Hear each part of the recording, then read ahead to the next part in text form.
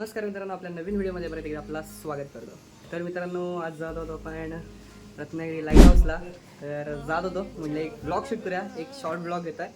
तर चला आपल्या आजच्या व्हिडिओला सुरुवात करूया.